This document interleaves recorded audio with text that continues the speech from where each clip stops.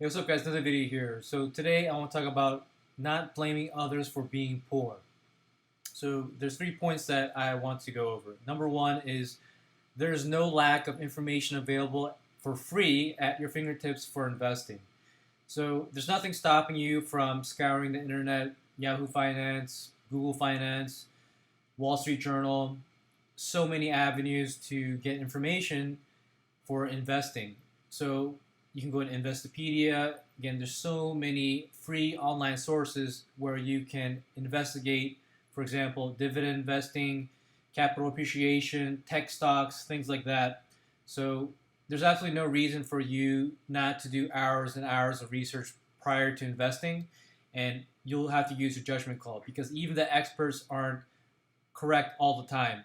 So because there's free, readily available information available to everyone, it's accessible to everyone, obviously, and it's not some type of esoteric knowledge where only a very few people know it. This may have been true hundreds of years ago, but now there's really no reason for you to have an excuse of not doing your own research and investigation for any type of investing research.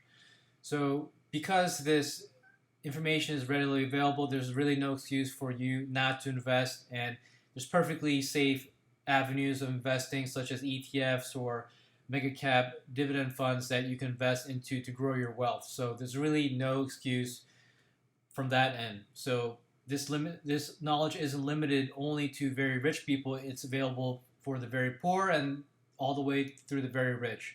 It just happens to be that the very rich take advantage of investing to its full extent. So keep that in mind. So again, there's no excuse from that front to blame others for lack of information because the information is readily available to all. So number two is you need to take ownership of your personal responsibility. So this includes not having children, not being married at a very young age where it opens you up to divorce, and not getting into massive consumer debt and living beyond your means. So these are all personal choices. So some people may argue that, oh, hey, it's my environment. It's my environment. Well, you can educate yourself to not make these choices. And from a very common sense standpoint, it makes sense that if you have lots of expenditures, then you won't be able to deploy your capital to increase your net worth. So from that standpoint, it's very common sense. But I'm just boiling this down to personal responsibility. So you can choose not to have children at a young age. You can choose not to get married at a young age. You can choose not to get into massive consumer debt, and you can choose to live within your means. So from that standpoint, you shouldn't blame others for your choices because these are all choices that originate from yourself. So the aspect of personal responsibility is crucial, and it's not something where you can blame others for your choices. And if you do have people that influence you to make these bad choices, you probably want to cut them out or stay away from them as far as possible. And number three is there's so many avenues to make money online for additional income. So it can be anywhere from Shopify, eBay, online consulting, Fiverr, freelancer. Again, there's so many websites where you can offer your services. Again, this is a exchange of time for money, but again, it's still an avenue for you to make additional income. So you may have a 9 to 5 job, but after that, you do have all this free time from 5 to midnight. So you're going to be able to do additional exchange of time for money if this is the only way for you to make money.